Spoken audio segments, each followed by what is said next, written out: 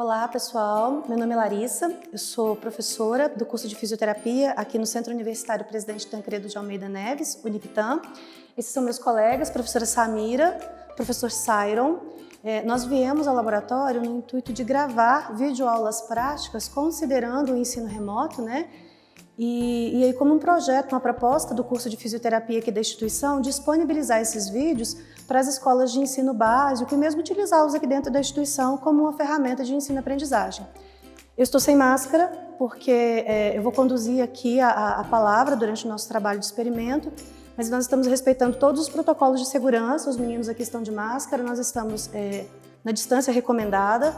Estamos tomando todas as precauções dentro das medidas que foram propostas. Então vamos lá, vamos começar. Então, como uma primeira etapa, a primeira aula dessa nossa trajetória de aulas práticas do curso de fisioterapia do Uniptam, nós vamos trabalhar com a tipagem sanguínea. Então, antes que a gente vá efetivamente para a prática, é bom que a gente elucide alguns conceitos associados ao sistema ABO, né? Aos grupos sanguíneos do tipo A, tipo B, tipo AB e tipo O. Além disso, daqui a pouco nós também vamos ver um pouquinho sobre o fator RH, que a gente vai trabalhar com a determinação do fator RH positivo ou negativo.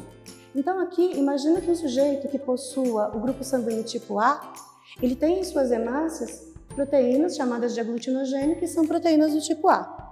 Contudo, no plasma desse sujeito, nós encontraremos aglutininas, que é o equivalente a anticorpo, que são do tipo anti-B. A ideia é que a reação antígeno-anticorpo não aconteça. Do contrário, essas hemácias sofreriam um processo de aglutinação, o que traria uma série de complicações para o indivíduo. Então, no sangue de um sujeito do tipo A, ele tem aglutinogênios A, mas possui aglutininas anti-B, evitando assim a reação antígeno-anticorpo. Para um sujeito do grupo B, nas suas hemácias nós encontraremos aglutinogênios B, contudo, no seu plasma encontraremos aglutininas anti-A, mais uma vez, evitando essa reação antígeno-anticorpo. Agora, se nós considerarmos o indivíduo do grupo AB, esse indivíduo do grupo AB tem em suas hemácias os dois tipos de aglutinogênios, de modo que é inviável que ele possua alguma aglutinina, porque senão a reação antígeno-anticorpo seria favorecida e nós observaríamos a aglutinação das hemácias, o que seria incompatível aí com a saúde do sujeito. Aqui, se a gente fosse pensar em genética, é um caso clássico de codominância, em que os alelos associados à expressão do aglutinogênio A e do aglutinogênio B conseguem se expressar de modo coerente e efetivo. Então, um caso clássico de codominância. Nesse caso, não existem aglutininas no plasma desse sujeito. Para o sujeito do grupo O, o que a gente observa é o contrário, né? O sujeito do grupo O, ele não tem nenhum tipo de aglutinogênio em suas hemácias, contudo, no seu plasma, a gente observa os dois tipos de aglutininas. Esse é o motivo pelo qual indivíduos do grupo O não podem receber sangue de outros grupos sanguíneos, porque haveria essa reação antígeno-anticorpo com o plasma, aqui com as aglutininas do plasma desse sujeito. Pensando nesse contexto, é que a gente trabalha com a incompatibilidade no sistema de doação sanguínea. Observa que nesse esquema, a gente tem representado os indivíduos do grupo A, do grupo B, do grupo O e do grupo AB. Observa a direção das setas. O sujeito do grupo O, ele doa sangue para o grupo A, ele pode doar para o grupo AB, ele pode doar para o grupo B e ainda doa para si mesmo. Por outro lado, se o sujeito é pertencente ao grupo sanguíneo A, ele doa para si mesmo e para o grupo AB. Do grupo B doa para si mesmo e para o grupo AB. O grupo AB, contrariamente ao grupo O, né, ele pode receber de quaisquer grupos sanguíneos e dele mesmo, mas ele não pode doar para ninguém. Exatamente porque ele possui os dois tipos de aglutinogênios nas suas hemácias, certo? É claro que esse sistema aqui de compatibilidade, né, a gente não está considerando o fator RH, que é um outro fator que nós teremos de considerar daqui a pouco, tá certo? Vamos lá então. Então agora a gente vai falar um pouquinho sobre o sistema RH, que é o sistema de determinação se o sangue é do tipo positivo ou negativo, né? Se eu sou, por exemplo, do grupo O, eu tenho que agora ver se eu sou positivo, do grupo O positivo ou grupo O negativo, correto? E o que a gente vai precisar pensar é aquela história de doador universal, que a gente fala que é o grupo O, na verdade é o O negativo, e a gente vai ver por que aqui. Olha só, então a gente tem indivíduos que são do tipo positivo, porque eles são RH positivo, do tipo negativo, porque são RH negativo. O indivíduo com fator RH positivo, ele possui essas proteínas na periferia da sua hemácia, então proteínas diferentes daquelas dos aglutinogênios, que a gente viu agora há pouco. Esse sujeito normalmente não apresenta anticorpos no seu plasma, porque senão nós favoreceríamos aquela ligação antígeno-anticorpo, o que é inviável. Um sujeito que é RH negativo, então negativo porque ele é negativo para a presença dessas proteínas, certo? Um sujeito que é RH negativo, inicialmente ele também não possui anticorpos no seu plasma. Contudo, é possível que esse sujeito seja sensibilizado. De quais maneiras? Ele pode receber um sangue positivo, o que raramente acontece, né? Porque a gente tem os testes todos hoje para sistemas de doação. Ele pode se tornar sensibilizado nessa circunstância, mas o mais comum está associado a mulheres que são fator RH negativo e que engravidam de crianças positivas. Normalmente, esse tipo de situação sensibiliza o organismo de um sujeito que é fator RH negativo. Diante da sensibilização, ele passa a produzir anticorpos anti-D. E aí vamos passar para cá agora. Imagina uma gestante que é fator RH negativo e que engravide de um feto positivo. Numa primeira gestação, isso talvez não seja problemático, mas essas hemácias positivas do feto vão sensibilizar o corpo da mãe. E a mãe passa, então, a produzir esses anticorpos anti-D numa primeira gestação. Numa segunda gestação, o corpo da mãe já estará sensibilizado e esses anticorpos pode ser, então, que agora promovam a reação antígeno-anticorpo com as hemácias da criança, podendo gerar o que a gente conhece como doença hemolítica do recém-nascido ou eritoblastose fetal. Então, para aquelas mães que são fator RH negativo, é importante pensar nesse tipo de circunstância para ter os cuidados devidos, certo? Bora para a nossa parte prática? Pessoal, agora vamos dar continuidade aqui no que foi dito na teoria, agora a gente vai fazer a prática. Então agora eu vou mostrar para vocês o procedimento de antisepsia para a gente poder fazer a tipagem sanguínea. Então de material nós iremos utilizar essa lanceta, que ela é de segurança, algodão e álcool 70. Então nós iremos fazer a antisepsia agora em um único movimento, sem ir e voltar. Agora nós vamos esperar o álcool dar uma secada. E aí, como eu mostrei para vocês, esse aqui é o nosso dispositivo de segurança. E vamos fazer agora a estimulação do sangue aqui. Então, eu vou avisar para a paciente o que eu vou fazer. Eu vou te dar uma picadinha, tá bom? E vou perfurar. Agora eu vou estimular. Então, aqui nós iremos pegar 2 gotinhas para colocar em cada lâmina. Uma vai ser para segurança e a outra para o procedimento em si.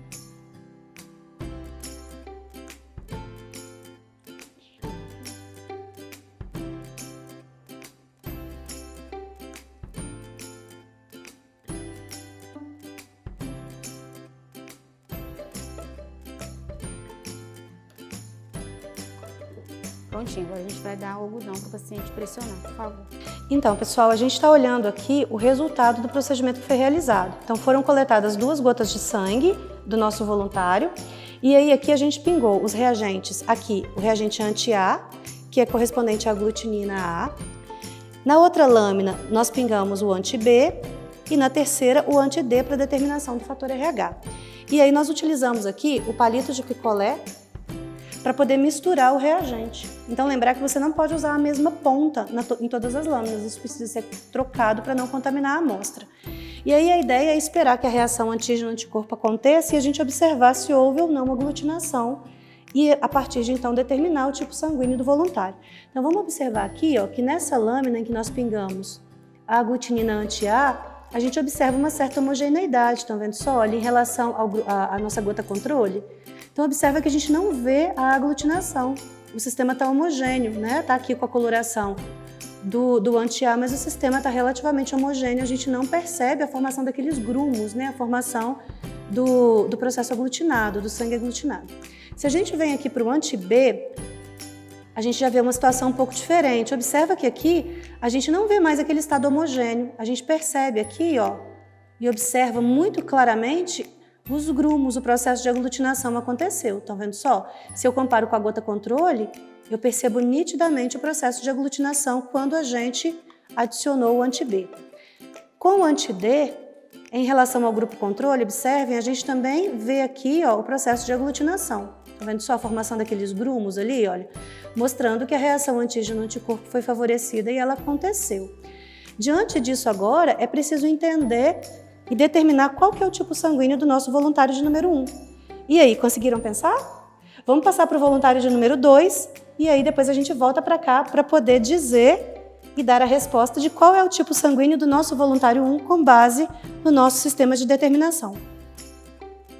Aqui a gente agora trabalhou com o nosso voluntário de número 2, vocês já percebem as 2 gotas de sangue em cada lâmina, né? Uma dessas gotas é a gota controle e a outra é onde nós vamos então pingar os reagentes. Então nessa primeira gota aqui nós vamos pingar, conforme fizemos anteriormente, a aglutinina anti-A. Aqui a anti-B.